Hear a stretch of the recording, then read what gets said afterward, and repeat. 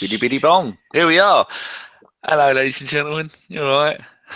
Oh, how do we start this, Kris? Home and. Do you want me to do it? I am not a fucking pirate. Do you want me to do it for you? Or Go on then. home or away, win or lose, ABW Radio, your place for Arsenal views. And he made that up himself. As you can see, yet again, there is 4 people here. 3 of us are Arsenal fans. Right, 2 of us don't are you start that I'm bollocks. the only one hosting it. Don't because...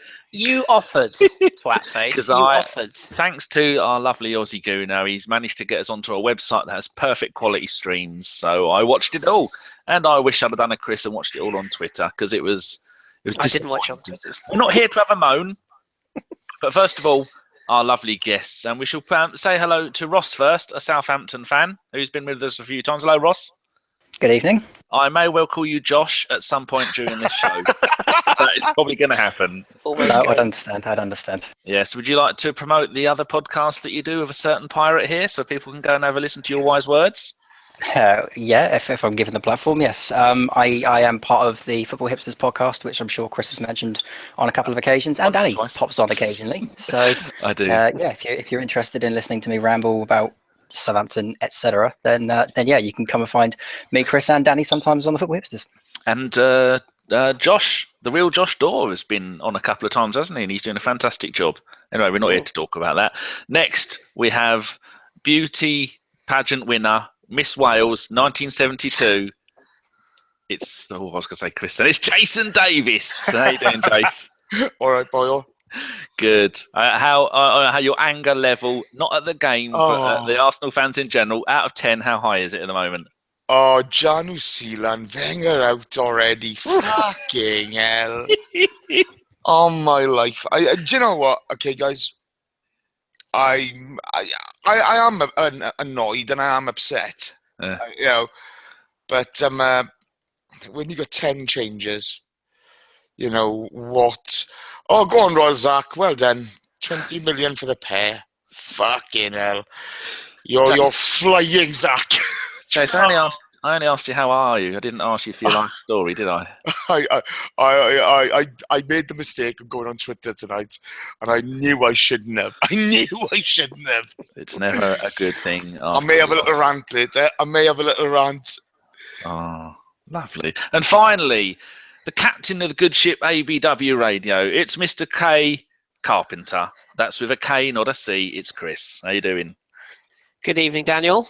Are you? The beard is looking homeless, if I'm honest. Oh, I was going to lean forward and show everyone then. Look at it. Ooh, David Bellamy. Did you enjoy the little picture I sent you on WhatsApp last night? Did you enjoy that? Yeah. Might pop that one out in the social media lounge later on. The offspring got one of my passport photos from 1986 when I was all Della sold up with multicoloured trainers. I had my kangaroos on and my Hawaiian T-shirt thing. No, that's not right, is it? It was a floral thing, but it's white and a pocket. Anyway, yes. So she had a picture of me like that, and a picture of me in my last passport from 10 years ago. And Kris made a very funny comment. Anyway, we're not here to talk about passport photos. We are here to talk about tonight's game. It ended Arsenal 0, Southampton 2. First of all, I want your summary of the game, and we should give it to the victor, Ross. Dean Long's a cunt. He is.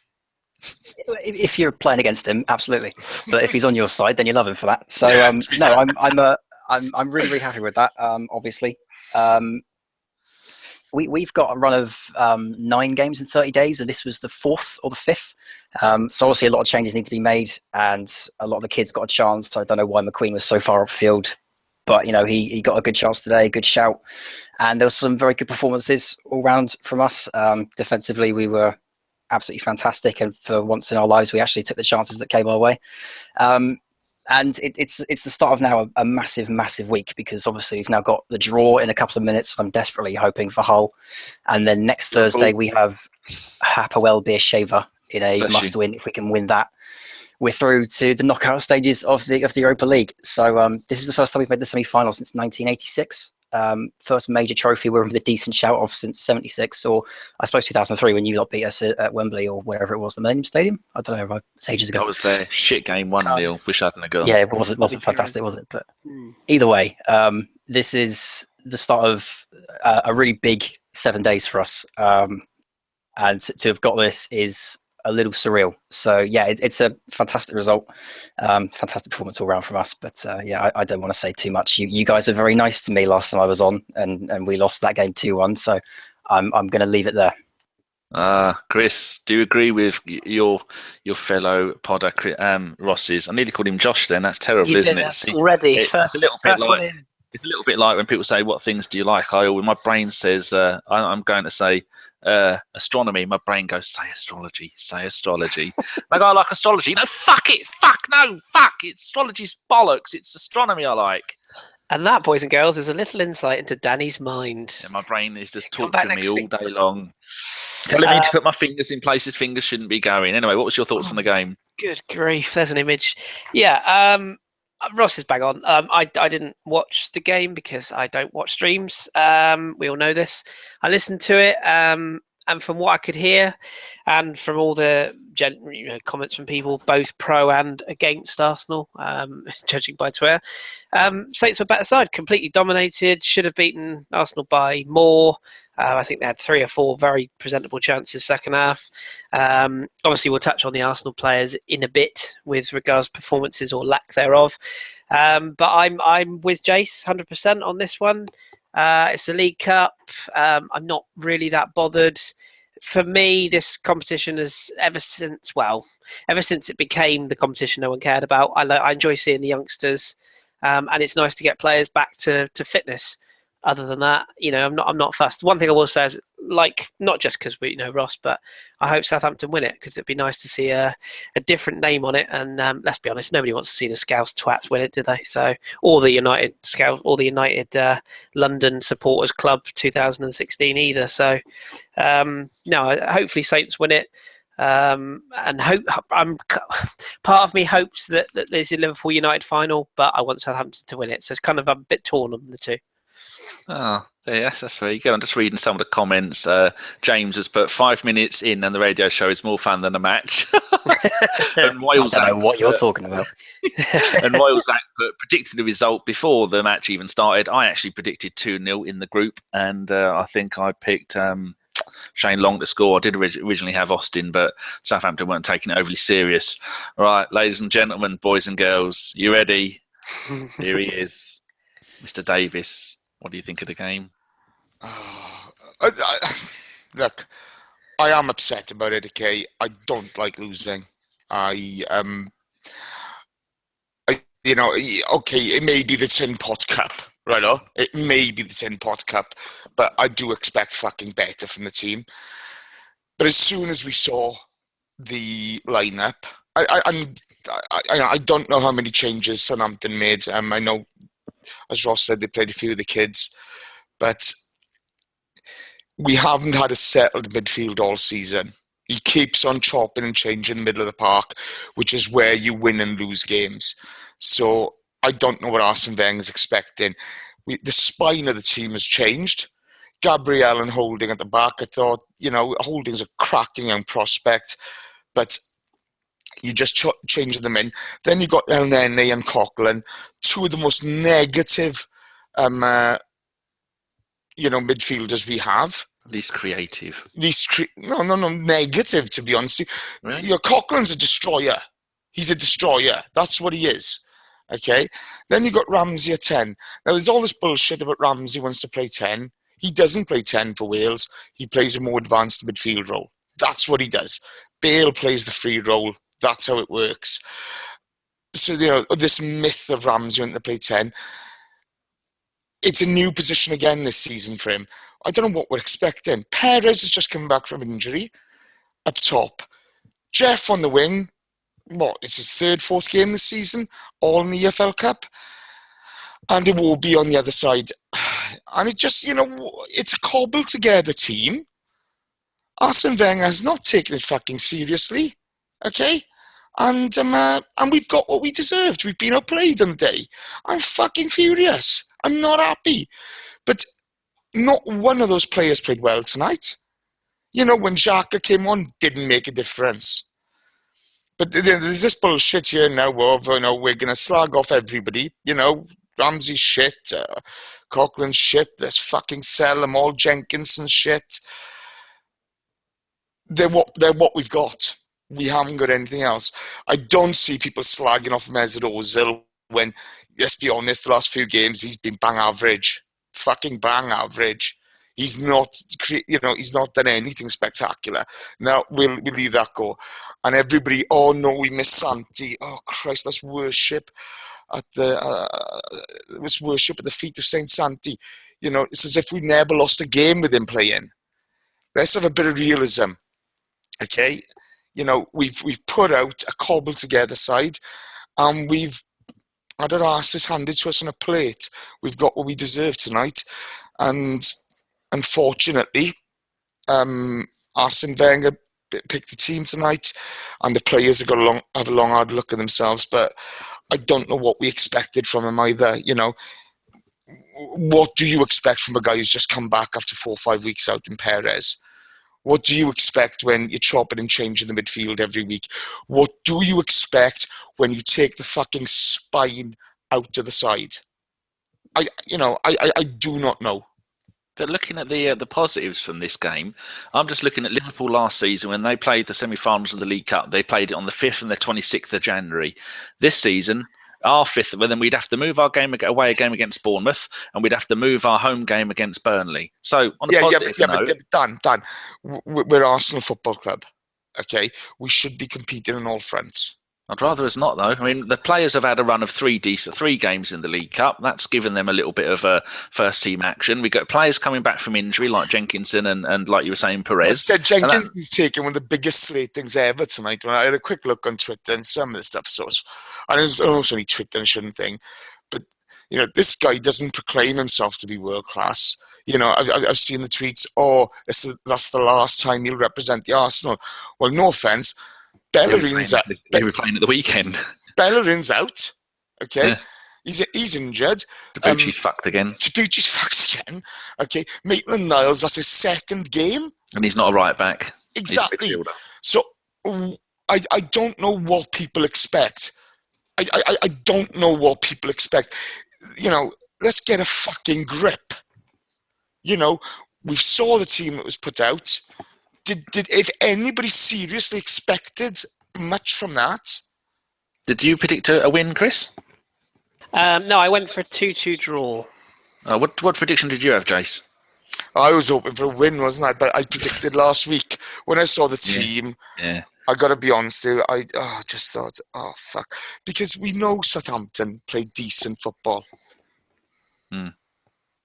Ross, what's your thoughts on what Jason's had to say? Do you think he's saying that you won the game because we'd put out a second string team, or do you think you deserve it? No. I'm not saying that we don't know what would have happened no matter what team we'd have put out. But from an Arsenal perspective, you know, that team was never going to go out there and pull up sticks. You know, it was never going to do anything spectacular. I don't know how many changes. All right, Ross, they played this off the park. Ross, were you more confident of a win as soon as you saw the lineup than you would have been if you'd have played against our first full-strength first team? Absolutely. Did you see it and think, there you go, we're through to the semi-final? Yeah, I thought it would have been a bigger shock if that Arsenal team had knocked us out, personally. I think the thing is that the Arsenal, as a big club fighting in the Premier League title race and the Champions League, and obviously everyone prefers the FA Cup to the League Cup, I think there is a tendency amongst fans of big clubs and the big clubs themselves to look at these games and think everyone rotates their squad this much, you know, and Southampton don't get into this position very often. The last 3 times we've been in the quarterfinal, we've been knocked out against Sheffield United, and Liverpool gave us a 6-1 last year. Like I said, this is the first semi-final we've managed to get to since '86 in this cup. So I think there's a sense that in this competition, everyone puts out below their second string, and Southampton didn't. You know, we wanted to take this seriously. We're in this to win it. and that's been our mentality since day one. So we made, I think, 7 changes from the weekend, but even those 7 changes, Shane Long started. He didn't start on the weekend, so that counts as a change. But Shane Long is not a drastic change. That's not a major shake-up of the way we play, or it's not substituting a dangerous player for a less dangerous player. It's just 2 different types. So I was much more confident when I saw the squad. And like I say, I honestly think that there is a sense among big clubs and big fans that this cup is a throwaway. So everyone just makes the rotations. But we were in the quarterfinal against an Arsenal side that was likely to make a lot of changes. Why weren't we going to try and take it? Has the draw just been made? Because I see your comment. You said, fuck this draw. What's the draw? You got Liverpool. We got Liverpool. Fuck. The one team I didn't want. Is it Hull? Don't worry about that, Ross. They're just a bunch of bin dipping scumbags. You'll be all right. It's like, But it's our bin they dip in. So it's like going back in time for you, isn't it? I was going to say, it's like Liverpool versus Liverpool. What's the other leg? It's the other game. Is it Hull v Man United, Hull, yeah. Man United, Hull, yeah. You know what they want, don't you? They want a Liverpool Man United final. That's why it's hot balls and warm balls and cold balls. I tell you what, just watching Mourinho being interviewed on Sky, he's a miserable cunt, isn't he? Look at his stupid little face. Like, I'm just 141 and I'm miserable. I live in a hotel. Oh, fuck off, you. Right, Kris, were you disappointed with the lineup, or was that what you expected, or are you a little bit like me, or I just want our younger players to get a chance to play the first team players, and I don't want us going into January with a congested fixture list? Yeah, it's a difficult one, this, because I was listening to Arsenal player and Stephen Hughes was on there, and I think he made quite an interesting point where he said that it seems to have changed this competition for us, because a few years ago, you remember we got the run where we got to the final and we used a lot of the young players. We got 2 finals, in fact, and it was always sort of seen as the breeding ground for the younger players, and as football's progressed and moved on, it seems now that we're more using it for getting players fit again, like Jace said, with Perez coming in tonight and a few other players getting 90 minutes. I've got to be honest, I prefer it when we go a bit more balls out and just throw the kids out there, because I think it's the making of some of those lads. And, you see, like, obviously we've got through Bellerin, who would have started at this level. Iwobi this time last year was coming through this level. I'm kind of more of a fan of blooding them, because I think when you chop and change with so many mixture of first teamers, squad players and youth players, there isn't that gel. There isn't that sort of continuity with the side. I think you can change the goalkeeper, and that's not too much of an issue. But when we essentially change the back 4, with reserves and first team, and you've got a couple of young players in front of them, it just doesn't really gel for me. So part of me would almost rather see maybe an experienced midfielder, one experienced centre back, and the rest just sort of being kids, and just give them their wings. The one thing I would say is, I guess Arsene Wenger would have looked at this game and thought, well, we're playing a Premier League side. We're in a quarter final. We should give it a little bit more respect and play a stronger side. But I don't know. I mean, it looks like apparently El Nene was sick tonight. Pre-game, in fact, apparently he was a bit ill. So it's a strange one to play him. But I mean, that happens all the time, and every level of football players feel a bit ill, and you take a chance, put them out there. But it did seem like a bit of a risk. Coquelin's clearly one of Arsene Wenger's favourites. It's a bit risky, and obviously Xhaka had to play a lot of the game. If we'd have taken a couple of injuries, I think Jenkinson's injured as well. I think maybe somebody said that. I don't know why he went off. I mean, Jace is right. He didn't have a good game tonight, but nobody did, Kris. No, exactly. And I think if you're honest, and if you ask Carl Jenkinson, you said, "Look, are you an Arsenal level player at the moment?" He would probably be the first to say, "No, I'm not. I'm a backup right back." But Kris, in all fairness to the boy, he's just come back for a long time out. Absolutely, yeah, I agree. And has have a few, and like you say, Jeff Van Adelaide is a young kid who's, is making his way.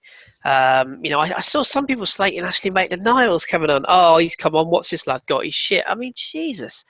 I think some of our fans are. Oh, hold up there, Zach. I fucking hope Jenks is injured. Come on. Come on. And who are we going to play at right back? Yeah. I'll tell you what. Let's play the T-Lady at right back, is it? It's a ridiculous thing to say. Fuck's sake. Talking about the line. No. This is part of the reason. What the fuck is wrong with people? What the fuck is wrong with you? Everybody wants to win all the time, no matter the opposition. That's what people expect. We've lost 2 games all season. We've lost 2 games all season. Jenkinson's come back from a year out, and you hope he's injured again? What a cunt. And who's going to give a fuck about this result if we turn West Ham over on Saturday? Nobody. Yeah. Nobody's going to say a thing. Not a thing.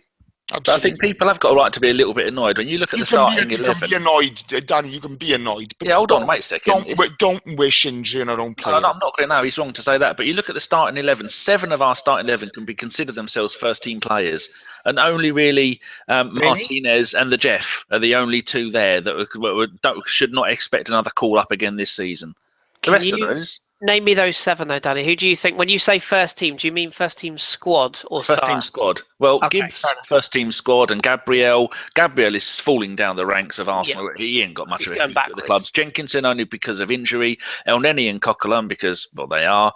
Ramsey because he's one of our best players. Iwobi. And Perez could maybe be seen on the subs bench. But listen to this for the Opta ratings. Martinez, 6.5. El Neni, 5.7. Coquelin, 6.2. Ramsey, 6.1. Perez, 6.2. And then, unbelievably, shots on goal. We had 17. Southampton had 13. Just looking how many were on target. We had 5. They had 4. Yeah, but Dan, not being funny, okay? We're taking pot shots outside the box, okay? Yeah, that's it's Fraser Forster in goal, okay? One of the best goalkeepers in the league. Yeah, this is the guy who Barcelona fans called the Wall because they couldn't breach him, okay? You know, this is the thing now. You know, we had to work better movement. Okay, we had to work. You can't play Ramsey at 10 for the first time this season, okay, and expect miracles. You can't play Lucas Perez up top coming back from injury and expect miracles. What the fuck do we expect from these guys? And what the point? What does Arsene Wenger expect from them? Okay, you know what? You know, we looked a little bit more effective with Ramsey and Xhaka in the middle. Okay, but you know, the game had gone by then. Yeah, true. Let's move on to the first goal. 13 minutes. I put down here. Superb ball from Yoshida, which I think is he your right back, Ross? No, he's our shaky centre back. Is he? Don't ask him that, Danny. He'll go off. I tell you what, that right side of the pitch. That was the worst booking ever. Oh, well, when he took down Iwobi. Well, the Yoshida quote-unquote tackle. Yeah, he just ran into him. He couldn't stop. Not a yellow. Anyway, so Yoshida was on their kind of right-hand side of the pitch. A lovely long ball, which was about 3.5 miles long, crossed it down to the left wing for Bertrand. Bertrand had a shot. Now, I've watched this over and over, and I'm still not sure what happens. I think the player that Bertrand gave it to, he had a shot, and it hit Holding, and then it bounced off of Holding, and then Jordi Classy pings it in from about 15 yards out. Ross, were you jumping up and down and screaming like a teenage girl at a Bros concert, or...? Yeah, roughly. Were we unlucky to concede a goal that good? Because we tend to concede quite a few of these in recent years. People just have pot shots. Well, yeah, Nathaniel Klein got one against you a couple of years back. Amazing volley he scored. Can we get this guy off? He's kicking us down, for fuck's sake. Fucking hell, Ross. Sorry, you just reminded me. Apologies. There was no need for that. Yeah, go on. Talk us through the goal then, Ross. Well, you've summed it up quite nicely. I think the thing that was nice about it was nice for me anyway. Classy is a player that I really like watching, but he always takes those kinds of shots. He's always trying to drive one in from just outside the area, and he's always missing. He's always putting them well over or well wide, and finally he got one. It had to be against you, of course it did. But yeah, he finally got one. You couldn't have stopped it. It was absolutely lethal. So I was really optimistic for the game after that, because obviously with Van Dijk at the back in a makeshift front four for Arsenal, I didn't really see too many opportunities for Arsenal to score, and I know how good we are defensively. So as soon as that one went in, I kind of thought, I don't really worry about this game anymore.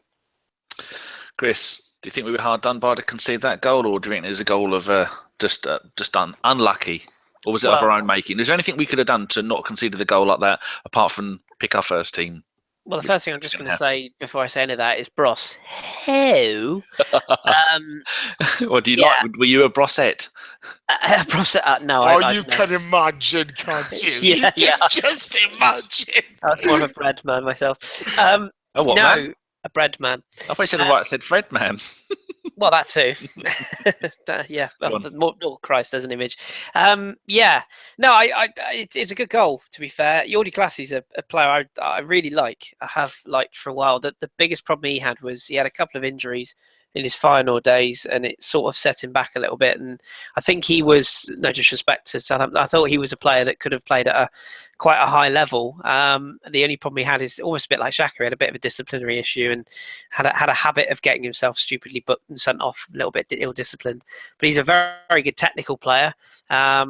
I'm pretty sure I'm right in saying he's represented the Dutch national side before, which isn't a great feat right now, in truth. But no, he's a good player. It was a very clean strike. Defending was questionable. I am one of those people that has severe worries about Gabriel, not just in how he plays the game, but positionally. His body language, he looks like he's given up, doesn't he? I Well, think he realised he's so far down the pecking order now, he's no longer even third choice. I reckon that Wenger would probably pick Holding above him for third. I think he would. choice. I think he would. I think he has a sort of a touch of the Johan Giroud's about him. Where he starts and he comes in, everyone goes, "Oh, a new signing, shiny, shiny, shiny," and it's great. And then you see him play a bit, and you go, "Oh." I think my concern with him is he doesn't look like he quite fits. He always looks like he's a bit lost. And he might come good. I'm not going to bury the guy, but I worry about him positionally. And for that goal, he seemed to be caught out of position in the build up to the attack, the shot that was blocked, and obviously when the shot came in, he was nowhere to be seen. So yeah, no blame at Martinez either. It's one of those. It's a bit of a rocket. I don't think Peter Cech would have saved it either. So it's disappointing, but that gave Saints a perfect platform, and fair play, good goal. And so it's just our defending worries me a bit. Laughing at your cat. I know, she's sat there, like literally just sat in front of the screen. Having a good old look. Jace, your thoughts on the goal? Would you agree with Kris that we were unlucky and there's not much we can do? Oh, yeah, I mean... That says it all, really. Well, I was surprised. I was surprised that if you're going to play Cochrane and then they were outplayed in midfield. We didn't get any tempo going, so when we didn't have the ball, we seemed disjointed. But again, you've had the spine taken out the side. There's no press from the front. For any of the front four, there's no press. There's no real pace there either. And Perez just come back from injury, so when you start defending from the top, we didn't do it properly. So the midfield is struggling, and I wonder where Gabriel goes at times, but that's the way it is. Straight after that, I've put here lots of pressure, lots of possession, lots of sideways and backwards passing led to bugger all. Yeah, that kind of sums up most of the first half for us. Then we move on to the 38th minute. Bertrand scored. Gabriel let Buffal. I think Gabriel was on the left-hand side of our right back position. Gabriel let Buffal get the ball to Bertrand, and then he managed. It was a little bit like football pinball. He managed to get the ball through our defence, and Holding, God bless him, made a last-ditch effort to stop him, but it didn't happen. And placed the ball bottom right-hand corner. Ross, again, was that a bit of a defensive error that led to the goal? And were you happy that you managed to score another goal in the same sort of way as the other one? That's the first goal in the same part of the corner, same kind of build up to the goal. What was your thoughts? I was more surprised that it actually managed to find the bottom corner. Because when I saw it, I thought Bertrand's touch was far too heavy. I thought it was going to bounce into someone's path. And I'm a big fan of Rob Holding because I watched him a lot in the Championship for Bolton last year. And one of the biggest criticisms they had of him there was that he stepped out of the line at the wrong times. And I think he was a little bit slow, if I'm going to be critical of him. But at the same time, is there much he can do? I don't know. Maybe if he just slides in, maybe he gets a touch on it at least.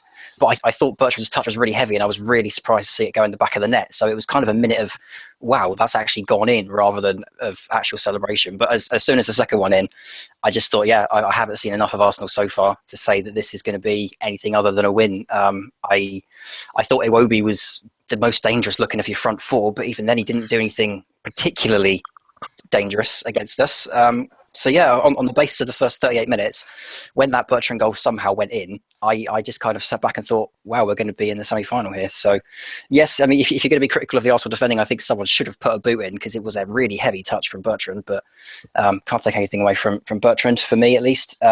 We haven't been taking our chances lately, and he finally got a chance. He finally takes a snapshot, and luckily for us, it goes in. Yes, very true. Thinking about the game, I know there are some websites that will give you the goal and they'll put crosses where all your shots were. Kris, was it just me, or did nearly every single shot they have go for the bottom right hand corner of the goal? I'm just thinking as I was saying that. So the goal is left to their right. From what I heard, yeah. Again, not. Of course, you didn't see the game, did you? Yeah, No. not seeing it's hard to judge. I'm trying to find it now, but can't. But on that, that's sensible. That's good shooting. I mean, maybe we'll come on to our finishing, but it's all right saying we had a lot of possession, didn't create a lot with it. We actually did create, but then we thrashed at shots. I think there was one, was it Oxlade-Chamberlain late on? A player with more composure in that position side foots it in. He just absolutely smashes the living shit out of it. And clears the stadium practically, and it's like, that's decision making. That's not technical ability or skill. Yes, but Kris, that's been happening all season to us. Oh yeah. This hasn't changed from anything that has gone before. It doesn't matter who you've had up front. In front of goal recently, we flattered to deceive. This sort of area of or it would be different if so and so was there or so and so. No, it wouldn't, because it hasn't been all season. We've not created anything really clear cut tonight. 10 corners we had. 10 corners. Was it the Ox chance is the only really clear cut? I think Perez or Lucas had one about the 50-ish minute, somewhere like that. We had a fantastic run from about the 48th minute to about the 53rd, 54th minute, where we were really attacking, and we had quite a lot of chances. And yeah, Forster showed why he's one of the best goalkeepers in England, if not the world. He's a great keeper, but Fantastic. This is a continuity thing with us, because we keep on chopping and changing the midfield. We're not getting any real traction there. We have flattered to deceive, but that happened in the Burnley match. In the Swansea game, we created yet let in. It's been quite strange, hasn't it? Jace, Go on. Can I just ask Jace a question? Do you worry about this midfield issue? Whether you're, and I agree with you. Just saying, "Oh, we miss Santi." Yeah, that's a fact, but that's not the only thing. You can't just put it down to one player. Yeah, but it's the biggest load of bollocks ever. Of course, we're going to miss a player of his quality. Okay, of course we are. But taking aside all the sort of nonsense of, oh, I like this player, oh, I like that player, we've lost big games, and we've lost pretty fucking poor games which we should have won with Santi and the team. Yeah, agreed. But what I really wanted to ask you was if you worry. No, that's all right. Do you worry that since Santi's been injured, we've had at least 3, maybe 4 different combinations of midfielders, which suggests to me that Arsenal's not sure what the best way around it is. Does that worry you when we're going into a London derby on Saturday? There's going to be all guts, all blood, all thunder, and we don't really know what our best midfield combination is. Do you worry about that? Yeah, it really concerns me, because the biggest issue is we've never played the same midfield for consecutive games. Unless I'm wrong, we've not played the same midfield 2 games in the trot. Because Ramsey got injured first game of the season, so that was that one out. Maybe he is managing Ramsey's injury. I don't know. But then there's Xhaka. What's going on there? You can't be playing El Nene and Cochran together on a regular basis. Borough United tonight. It keeps on proving the point. But unless you're going to give these guys a run of games in a position, then, it's pointless. It's like putting Santi on the wing. He hasn't got the athleticism for it anymore. Did he ever really? I'm not sure. First season he did, yeah. He scored about 14 goals. Yeah, but he was playing 10, wasn't he? A little bit different, You got to get up and down. People. We look at the left-hand side. Because we lack pace with Iwobi, and Monreal, people are if somebody's got a flyer on the right back, they're just targeting the left-hand side consistently, and yet we're expecting players to come in, and it's unfair on El Nene and Cochrane to play them together. It's really unfair on them because they are what they are. El Nene's a good link man. He's 7 out of 10. He's never going to be 8. Cochrane's a destroyer, but if he's playing him further up the park, he just gets bypassed all the time, and he can make as many tackles as he wants. He's just going to get bypassed by a clever passer like the Carricks of this world. They bypass him, bang, all of a sudden he's ineffective. And even if he does win the ball further up the park, he can't distribute it that well.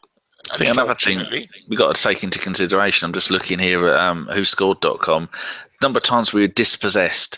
The Jeff on the right-hand side 4 times, Iwobi 3 times, Ramsey 3 times, Jenkinson's 3 times, and then Koch, Holding, and Perez once. Kris, do you think that is why we're struggling so much in recent games, because the players keep giving the ball away? I know I made a note that in about the 50th minute again, we had 10 or 12 passes in our own half, like defender, back, like that. And then as soon as Ramsey got it, he passed it forward, he gave it to Iwobi. Iwobi ran off to make a run, and straight away got the ball taken off him. Then they come down the other end and had another attack at goal. Yeah, I mean, I suppose we're going into tactics probably a bit too much.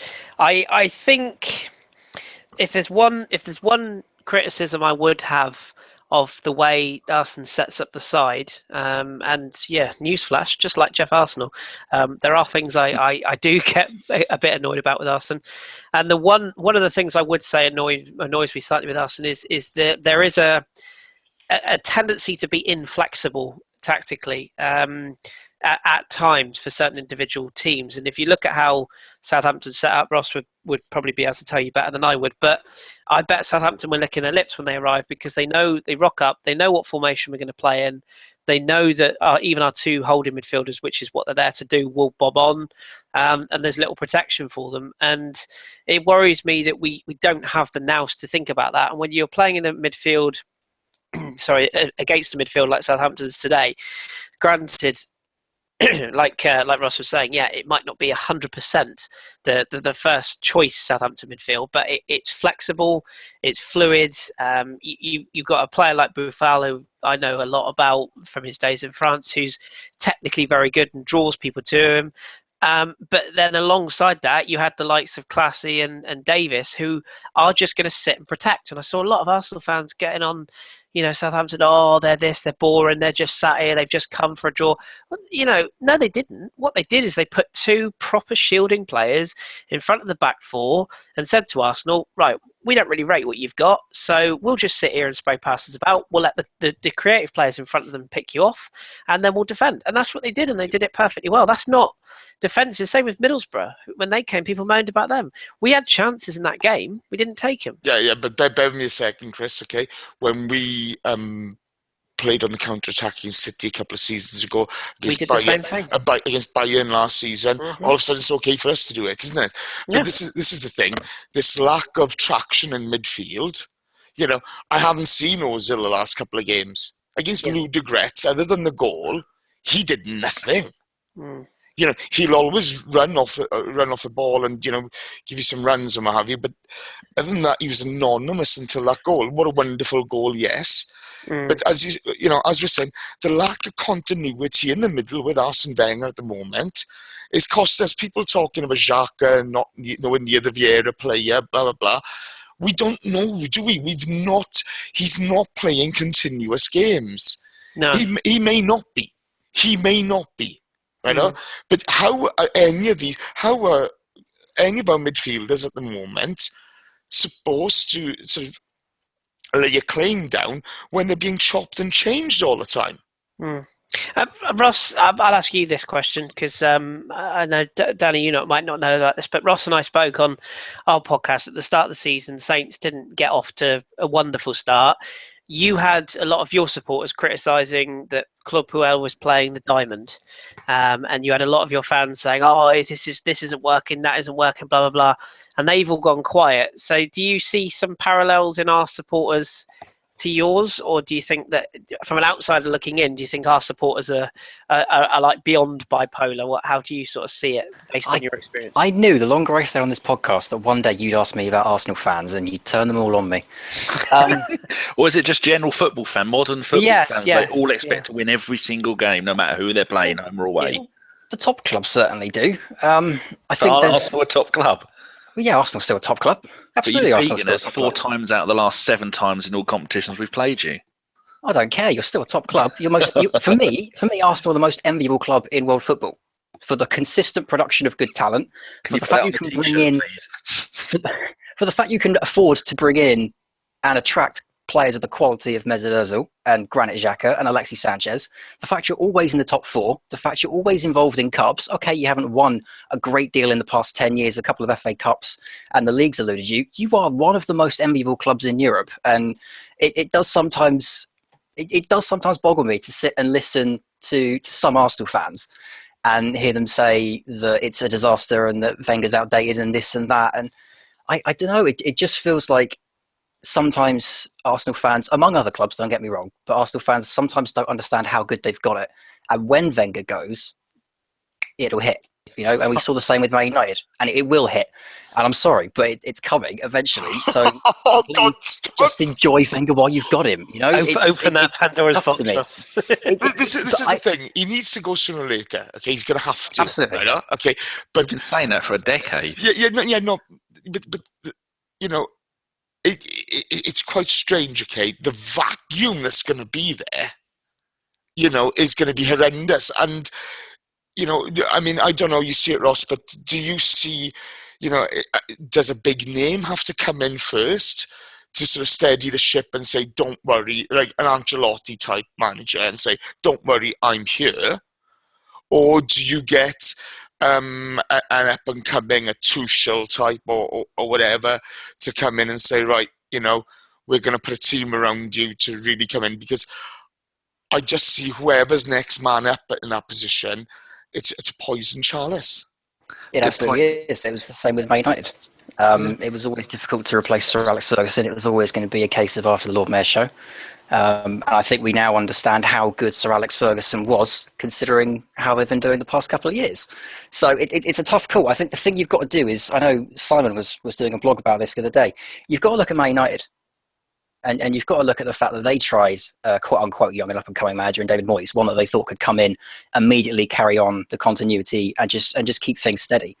And it just didn't work. I think the thing you've really got to go with short-term, a 2-year deal for an experienced manager, and then do all your due diligence and try and find someone to then come in afterwards. The main thing after a shock as big as losing a manager of 20-plus years is making sure that the season after is still steady, And I think for me, I'd be looking at an experienced manager to have for 2-3 years maybe, and then bring in someone new for the long term. But it's tough, Football has changed since you took on Arsene Wenger, and managers go very quickly, and tactics and formations are now all about glass cannons and winning things quickly and earning points. So it's a completely different market. And what I'm hoping is that Arsenal have done their due diligence and know who they're going to bring in and already have targets.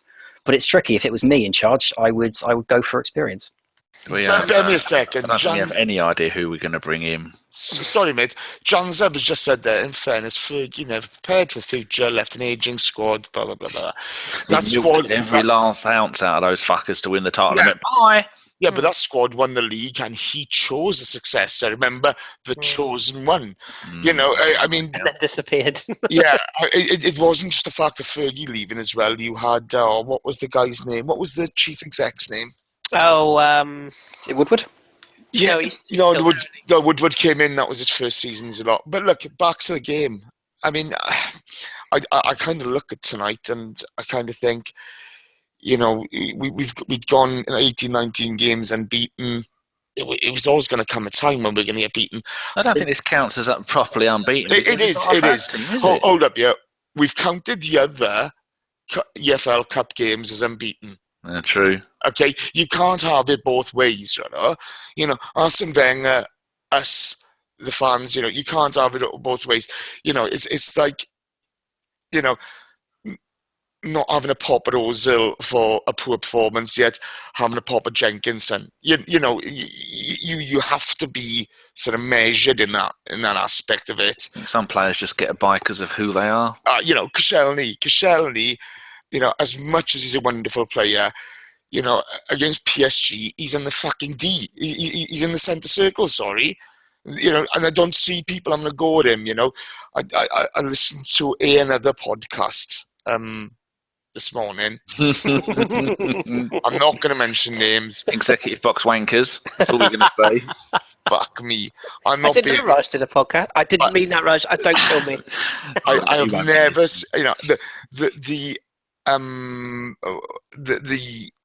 the lack of objectivity towards Theo Walcott, horrendous.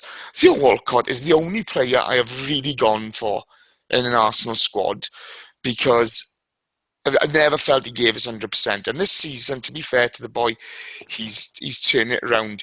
But you can't wait 10 years for every player, can you? No. Anyway, you can't do that. But it's unbelievable. The fact that you look up and down this timeline, is Lala Lems the dog's bollocks? No, he's not. He's proven nothing. His career at Arsenal is on its arse. I don't think he's got the mental edge. The boy. It's called the Zellalem phenomenon. Yeah.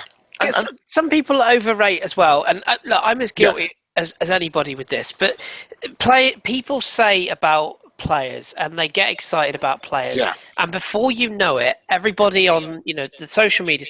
You think back to our day, Jace and Danny, we would be checking teletext for transfer news. We would, wouldn't we? Playing bamboos or checking for transfer That's how we found out if we bought anyone, yeah. Yeah, it was. Whereas nowadays, and as I say, I'm as guilty as anyone. I'll hear about an exciting kid from Marseille. There's a lad at Monaco who's Mbappe, who could be the next Thierry Henry. He's that good. But the trouble is, we see these players at that level and we think, oh, they're going to be absolutely amazing. We've done it with the Jeff. These kids are kids.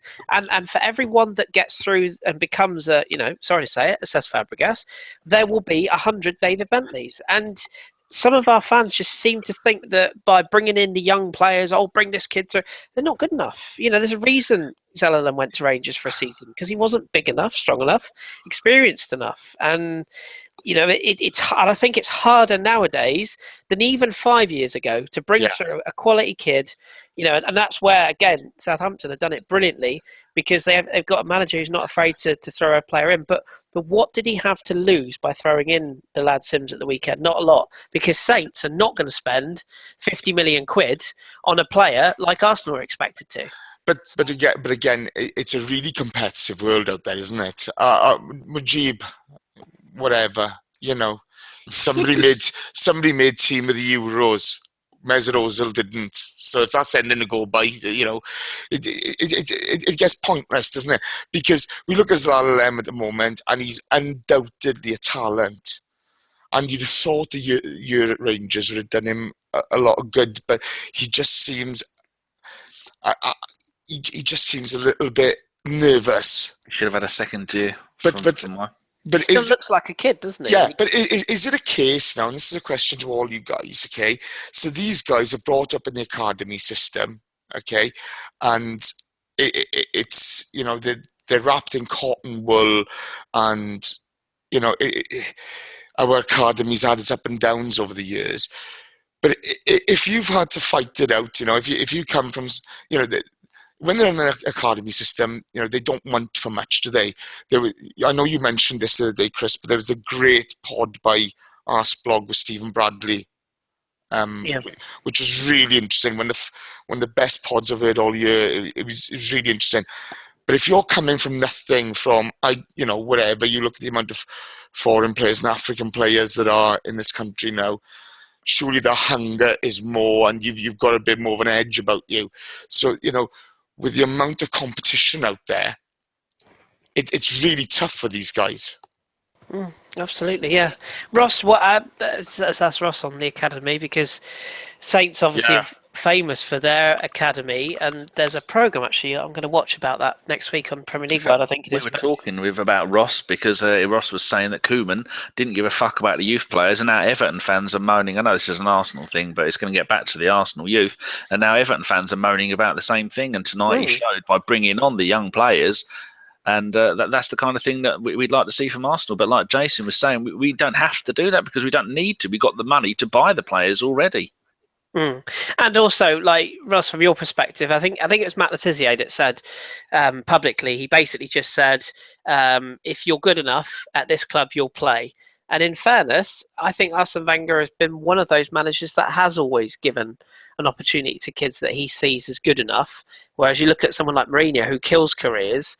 That's not done. So, do you think that, as a Saints fan, do you think that there's more chance of you getting through these kids because of the club size you are, the finances you've got? Do you think there's less pressure on the kids coming through your system than there is a club of our size? Do you think that's a fair argument, or do you think it's just a completely different setup?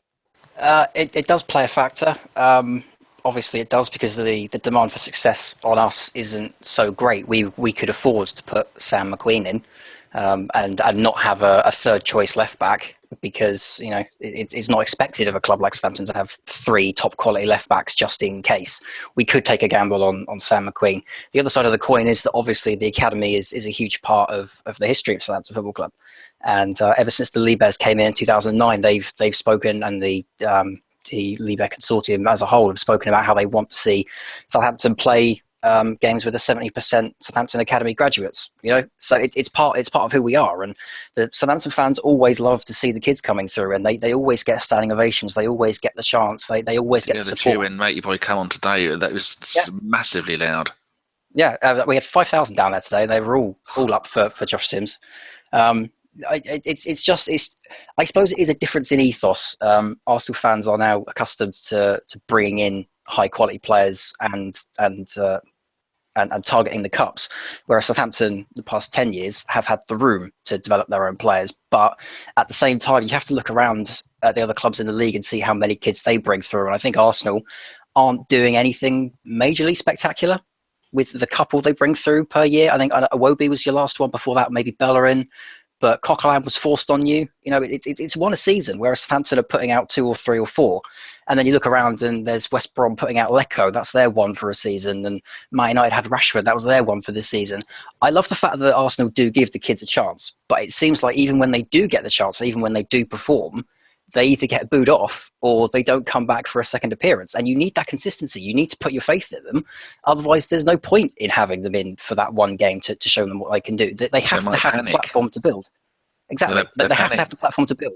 You either send them out on loan and at a young age and make sure they get the games, or you say, right, if you're good enough, you'll play. And then if you're going to be good enough to play, then you're on the bench every other week. You're in and around. You've got to give them more chance than I think Arsenal do sometimes.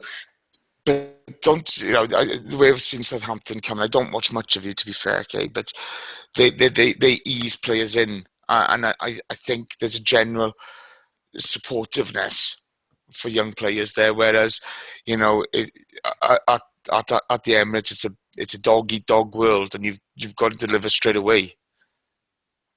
Good. Right. There's a really good point here that Gooners in the USA are a mighty fine podcast. Go and give them a tickle on Twitter and listen to their stuff. He says, best in the world at what they do. They'll get that reference. They say, I can't remember which one. There's one bloke who uses this all the time. When I spoke to them for 3 hours, I can't remember his fucking name. Disgraceful. He says, Ross is verbalising things that 90% of football supporters think about Arsenal and why our fan base is so universally mocked. And then he follows that up with, I've heard exactly the same things from Everton supporters. Our friend Dean, he's an Everton fan, lives in the same village as me. He said he might come on here when we beat Everton. He says the same thing. He says Arsenal are a club that should embrace what they do more often and should be proud of what we do. But so many people have short-termism and are short-sighted when it comes to everything's got to be right away. I've looked at this game. Remember last season when we played in the League Cup, we got the Ox, we got Theo, and we got Giroud injured. Now just think the shit that have happened if those would have all come on and played tonight and they've all got injured and they'd have gone, it's a meaningless cup. Why is he playing him in a meaningless cup? But then when we lose, people are going, why didn't you play him? We want to win. We've got to win. Yeah, can't win. The outcry was it's Wenger's fault. Yeah. Wenger must be thinking, it's amazing that Wenger's put up with this shit for so long. Bipolar fans. And equally, if you put in, like I said earlier, if you put in a team of kids and we got humped 5-0, there'd be the same argument again. Oh, why is he playing all the kids? So it's a chance of winning a trophy. The thing is, it is a chance of winning a trophy, and we should compete. Okay, I mean, but what I don't understand again is if you change the spine of the side, you change the flanks, you change the top of the team. What do you expect? And So, go on, the Kris. the greatest manager in I saw our good friend Janu there mentioned earlier on. He said, "Oh, you need to bring in a progressive young manager with experience and real tactical nous like Mauricio Pochettino." Well, yeah, he did brilliantly in the Champions League. Oh, and he pissed away the league when they practically won it. Oh, and they went out of this competition to Liverpool in the round before by playing a load of players that weren't good enough. But Kris, I could see I made them, as I said earlier on, I made the mistake of going on Twitter, and the George Graham business came out. Oh yeah. Okay, well, to those who can't remember it, because they're a hell of a lot younger than me, but I remember going out to Wrexham at the race course. Oh, was that when we were FA Cup holders? Yeah. Wrexham, Nicky Thomas. Luton. Yeah. Millwall at home. And yeah, I mean, come on, this happens to all teams. If we somebody posted something which I kind of agreed with the sentiment. We've only won 2 of the last 45 cups. Well, if you go throughout our history, I'm pretty sure the average is about the same, if not lower.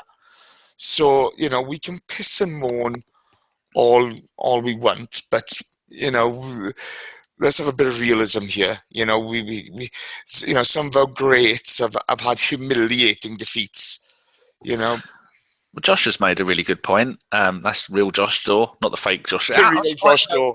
No one's made a fake Josh Daw account. That's waiting to happen. He says, the requirements for getting into the Community Shield is a lot harder than winning this. Furthermore, the way Wenger uses his competition is fine with me, and I agree with him 100%. That's exactly what I expect Wenger to do. In fact, I wouldn't even want to get to the final because Wenger would play the kids in the final and we'll get humped. So to get to the quarter-final like we did now, or get to the semi-final, that's more than enough. Gives them all a chance to play. It's all reactionary again, isn't it? It's all. I know we're doing an instant reaction show now, but it's all instant reactionary. If we turn up at the bloody Tesco Stadium, whatever the hell it's called, on Saturday night and beat West Ham 3-0, not one person is going to sit there and go, "Oh yeah, but we went out of the bloody League Cup. I'm so angry." Sorry, Kris. Somebody will. Somebody will hold on to the bitterness. I mean, Dave Hollick makes a great point. Can't we, like both George and Arsene, we can appreciate these guys, can't we? Bruce Rioch, we're not allowed to like. Nobody likes Bruce Rioch. Even Bruce Rioch doesn't like Bruce Rioch. He did wind the shit out of me. He ground my goat. Another thing I want to bring up is remember against PSG that we went in at half-time, played like a bunch of twats, come out the second half, Wenger had given them a massage and a foot tickle, and then for the first 10 minutes as we came out for the second half, we were phenomenal. Again, we did it today, but I must congratulate Southampton. I remember at one point Ramsey was running with the ball and then it went 4 Southampton players around him. They were playing 9 at the back, 5 in midfield and no one up front and 3 goalkeepers. I must applaud Southampton for that, Ross. Did I call you Josh? I might well have done because I'm reading what Josh is putting. For that, Ross, the way that your team just goes, no, there's no need. We're 2-0 up. You can attack all you want. And whenever you get the ball, we will surround you and we will get the ball off you. And that's why you had the most number of tackles and took the ball off us 16 times. What do you think to that? Well, it's Does that make you proud? It does, yeah. I'm a massive fan of defending in football anyway, so it's lovely to see my team not so much mastering it, but certainly putting out a very good performance. The thing with Puel's system is that the thing isn't to minimize the quality of the chances, it's to make sure there is no shot. I think we're one of the best teams in the division in terms of shots faced. The point of our defending is to cut things off at source rather than to push them out and let them have a shot from range or diminish them to a blocked shot here. It's to physically get in there and to say, no, you can't shoot. It's not your turn. And it's great to see. And obviously with a guy like Van Dijk, who I absolutely adore at the moment in there as well. Even a player like Yoshida, who I cannot stand. Even Yoshida looks quality next to Van Dijk, and it helps the entire back line that there's a defender of that quality in there. And normally we've got Romeu as well, who's been absolutely phenomenal this season, just busting heads and getting in. And thankfully, Harry Reid is a great protege to him, and I think he's learnt a lot from Romeu and from Puel this season as well. So absolutely, it's fantastic to see. But like I say, our defending philosophy isn't so much diminishing the chances. It's just saying, no, you're not getting any. And do you hold out much hope for getting to the final? Because I know it would be like a testimonial game in the two games against Liverpool, because it would be like Southampton v Southampton. Yeah, I know. I've already been reading the comments about Liverpool scouts in the stadium and doilies on the seats, and yeah. I'm not confident because they are such a juggernaut. At the same time, I was mentioning earlier that they are the definition of a glass cannon in this league, and they do have defensive issues. And I think we proved the other week that you can keep them out. And as long as we're a bit better going forward, then absolutely we've got a chance, especially across two legs. But no, they are very, very dangerous, especially on the counter. And obviously the Sadio Mane factor in there as well. I've seen him for a year and a half now, and I know that he's absolutely lethal. And it's only a matter of time before Klopp turns him into something genuinely outstanding. So it does worry me. So is Mane that good? He can be if he's consistent. That was his biggest problem at Southampton, was that he could be absolutely brilliant, and then for 3 games just gone, absolutely nowhere. And that run could last for anywhere between 3 and 12 games. He just was non-existent. I think part of the problem with that though was Koeman and the way he set up. I don't think Mane was a massive fan of Ronald Koeman. So yeah, I absolutely believe that Mane can be one of the world's best in that position, but he needs to sort out the consistency. And I think Klopp is a man that will get goals out of him, but is that going to be enough to get consistency out of him? I don't know. Right, going to move on to, I've asked them, our wonderful listeners, if, notice we don't call you fans because we're not that pretentious, you're listeners. I've asked you for some questions. First of all, Tiernan makes this point. Who are these? Oh, Jesus Christ, they're all typing at once. It's nearly gone. Who are these cunts? Wenger is not... Calm down, Jason. Wenger is a useless manager. Southampton made 8 changes also, but he sent his team out with slowly, catchy monkey attitude, while Southampton came out like wolves. No need to respond to that, but I think you just make a few good points. I don't think he is saying... Maybe he's saying Wenger is useless. Anyway, some questions. The first one is... Hold a bit. How can you be useless, man? This, if I'm not sure if that's the point he's making. Yeah, no, it says Wenger's a useless manager. But, how can you make Champions League every year, get out to the group stages every year? You cannot finish above 4th every year and be a useless manager. For fuck's We all know sake. what you're saying, Jace. Right, questions. Goon is in the USA. Where the hell is Vlad Dragomir these days? I don't know who that is. He's progressing through the youth system. He's not. Yeah, he's another one who's slowly working his way up. He's going to be a very good player. He's very. Is he one of ours? Yeah, plays for the youth team. Him and Daniel Marlon are the two to watch. Oh, did you see that Eddie Nikita got a hat trick midweek? Yeah. Oh my God, that man is fantastic. Yeah. Right. Tierman should go to bed from Rudy. Right. So I've got to be careful with this because when I scroll up and down, sometimes they all disappear. While you get one, can I ask Ross one from me? Yeah, sure. Ross, if I said to you, as a Southampton fan, you can have Aaron Ramsey in your midfield, would you take him? I don't know. Where would he play? Holding midfield with... In the Davis. He's not a holding midfielder, though, is he? No, I mean, he's box to box, and that's it. No, I'm take thinking away of our your formation. current squad. Take away your current squad. Just on ability alone, would you have him in your squad? Put it that way. Oh, as a clean slate and work around him, absolutely. Yeah. And the reason I ask you that question is, I'll hold my hands up. I've been critical of Rambo. I mean, Jace, even you've been critical of him at times. The guy is not perfect week in, week out, is he? Let's be honest, okay? But Ramsey is awful. Oh, that's utter nonsense. The thing that really cheeses me off, and the thing that sort of actually bugs me a bit with Aaron is that he's easily good enough to play for Arsenal. Easily. Let's get this straight. How many midfielders have scored 32 goals for this club in 3 seasons? Exactly. How many?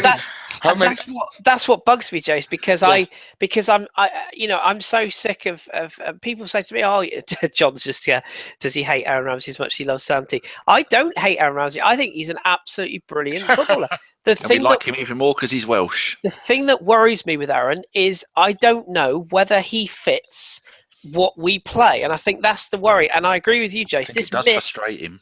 This myth about him playing as a number 10 is a myth. Oh, You know, he's it's the biggest lot of bollocks ever. Like, we Yeah. only got 10 more minutes, and you two are Oh, chatting. they're the real whole- Josh here we Daw. go. I love Santi.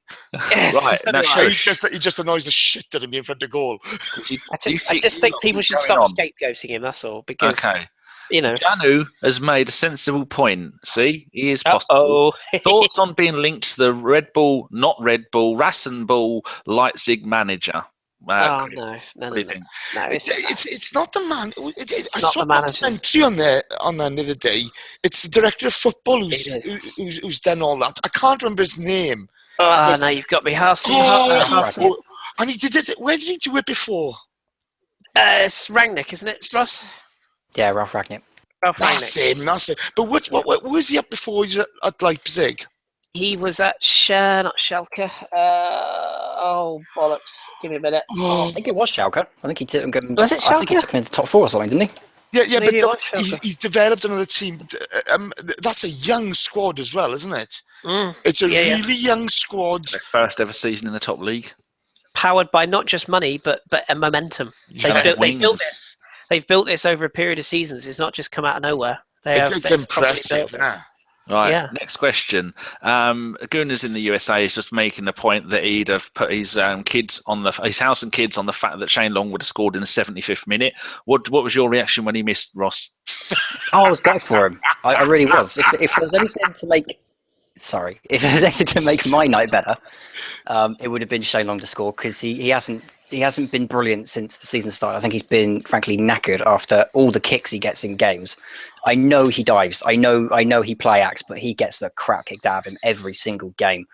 And I think he's had a tough time of it from the January part where he came in after Pella went out of form and he was our main striker for half a season, and then he went off to the Euros. So I would have loved to have seen him get one tonight, or hopefully he can get one against Palace on the weekend, or Apoel next week. 6 against Liverpool will do us.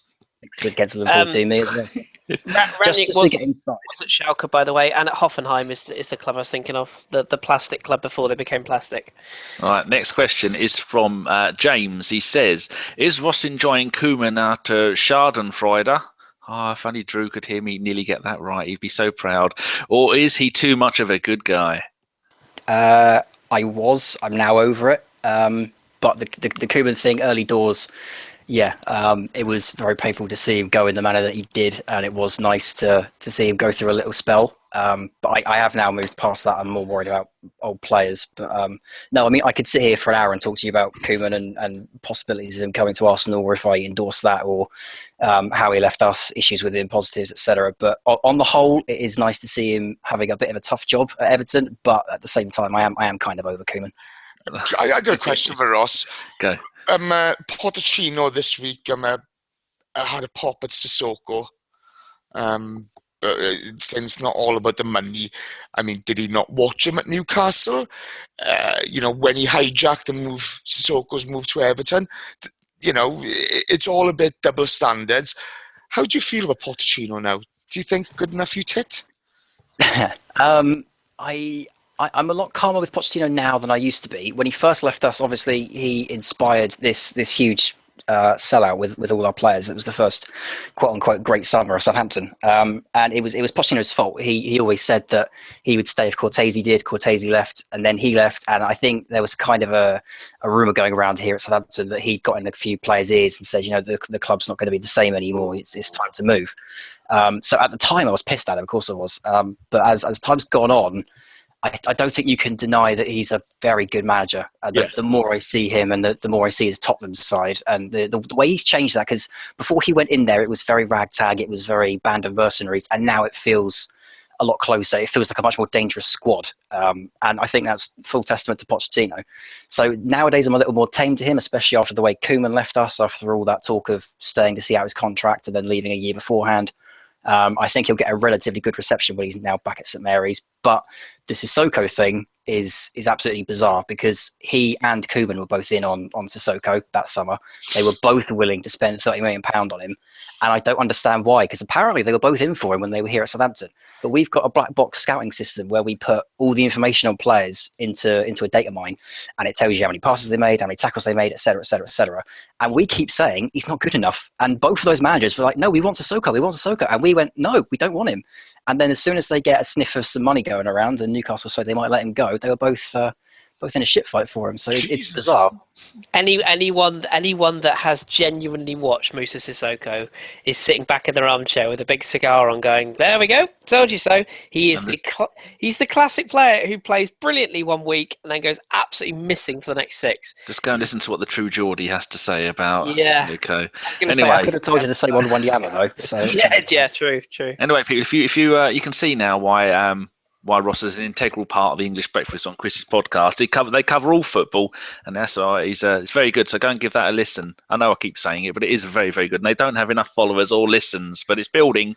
Right, Gazman Jones has his one crazy question per show, and we like these. He says, "I'm really cold," and you're going to get, each one of you can answer one question. If you were on a desert island, if we were on a desert island together, what song would you take? That goes to Kris.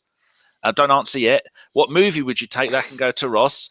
And if you can only have one sexual position until the end of time, what would that be, Jason? So let me know when you've made your decision. That one. Kris, what's yours?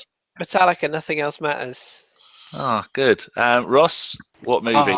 I hate films. What computer game? What book? Which one do you want, Danny? Book. You don't like films. I would take Great Expectations by whoever wrote that. I've now gone minded. Oh, it's a shame we didn't say song either, because you've got some right old choice taste in wonky music. Go on, then. What song would you have, Ross? As you're our special guest. Everyone's now going to go and YouTube this and go, "Why on earth?" It's my favourite song, which is The Ink Spots, When the Swallows Come Back from Capistrano. Yeah, I was just listening to that earlier today. Danny, you read if you want a year. You read Great Expectations? No, Danny? I'm still waiting for the film to come out. I'm not much of a reader. It's not all I hope for. I'll take it that's a joke about it. Of course. Jace, would you, for the ladies listening, would you like to let them know what is your favourite? I'm not answering this. There's not a chance. Gazman Jones, you're a shit. We all know it's Pile Driver, Jace. No. I like laying back and thinking of Wales. Technically known as the Kit Kat, right? Our Gaz was at the game tonight, Danny. Did you know that? Were you there, Gaz? Yeah, he's up in London. He's looking forward to getting. I can't say that on air. He's looking forward to get filleted by random people in an Islington B&B. Is he going to see the ladies? He's a married man, but he's staying in Islington tonight, so he might get ended at some point this evening. But yeah, he's a very cold man. So Rudy's asking, what is this confidential injury? Anyone know what he's talking about? Confidential? And Basti wants to know, who would you eat first on the island? Well, I'm not on the island, so it'll probably be Kris, because he's the love and fighter. Jace would have him spit roasted within the hour. I mean, on a spit roast, not whoa, dude. Campfire, stick, turning round, ready to eat. That's what I meant, to clear that up. Oh, and Gaz has gone to hug Mr. Holick, by the way. That's where he went. We all like cuddles, don't we? Yeah. Right. Jace likes the reverse spider monkey from the Beard Welsh. I tell you what, only John Welsh should come out to something like that. Oh, dear. By the way, it would be remiss of us not to mention the beard. Yeah, shit beard, massive cock. That's what I've heard. And Goodness in the Sorry, USA no, he's a massive cock. Sorry, I got that all wrong. Goodness in the USA have said that, speaking of Schadenfurther, he hit the bottle too hard before the last podcast and nearly passed out while podding with Chaz. Oh, Chaz Nuki Brown, as I keep saying. He was on their podcast. Chaz the star. Yes, so we're going to go and tweet it from our podcast account, because Chaz is one of our favourites. Even though yesterday I told him that he was being a silly boy for saying that these the new £5 notes, they're signing a petition. I said, don't be so fucking stupid. We have actually had a check, and none of us and this podcast contain any fat at all. So all you precious snowflake vegans, don't worry. You can lick the screen as much as you want. To be fair, okay, I got handed a £5 note in Sainsbury's earlier on, and I'm fairly sure there's more cocaine on it. Whoa. Yeah, so we're going to go and tweet the latest Gooners in the USA podcast with our mate Chaz on there. Speaking of Chaz this weekend as well. What? But special. Yeah. Oh, are you doing it this weekend? No. I'm on the chat with him about how he wants to do it. Oh, how he's going to do it. And then we're going to record either next week or the week after. Right, we should wrap this Got a shit up. injury, Danny, by the way, Mr. Holly. I'm just reading about it now. Oh, go on. Speaking after the loss, Arsene Wenger said he has a confidential problem, not a secret problem. I'm not specialist enough to explain. It's not life-threatening. We had to rest him completely. All I'm going to say is... Who said that? I tell you what, okay, he was at Sainsbury's before me. No, he's gone back to being a postman. That's the confidential injury. Oh, it's a no-go. He's delivering mail, and some dogs bit him on the arm, and that is the confidential injury. I tell you what, I thought his injury was his right foot. Poor bugger. I was going to say confidential injury is he's lost a leg or something. No, he doesn't need to lose it. Put it up. Poor bugger. He'll pitch up in the Dutch 4th Division one year. He'll be absolutely brilliant. Jesus, bless him. Right. Before we shut this down for the night, we're going to. This week's podcast is going to be hosted by the Cheeky Pirate. And we have just had it confirmed tonight via Twitter DM that the legend, the Swedish international and Arsenal goalkeeper, Rabbi Shabam, fucked it up again. My brain's going, don't say Shabby, Rami Shaban. He's going to be on tomorrow, Thursday. No, tomorrow. Tomorrow. Oh, Yes. God, it's tomorrow already. Yes. It's tomorrow in 39 minutes. Who else is on with us, Chris? Boys. I'm just looking now frantically. I'm trying to remember who the hell we've booked. Me and Jace did it the other night. We got 4 thumbs down. All of them are from Majib, I think. I don't think so, yeah. Snowflakes. How about this? While you're looking for that, this week's blog is by Simon Collins, the legend that is Simon, Very good. and it's called Man United's Plight of Cautionary Tale for Arsenal, and he's just talking about what's happened to Man United and what could happen to us if we don't behave ourselves. I think He's very good. He's very good. He's excellent. He's brilliant on the pod last week. Right, on this week's pod,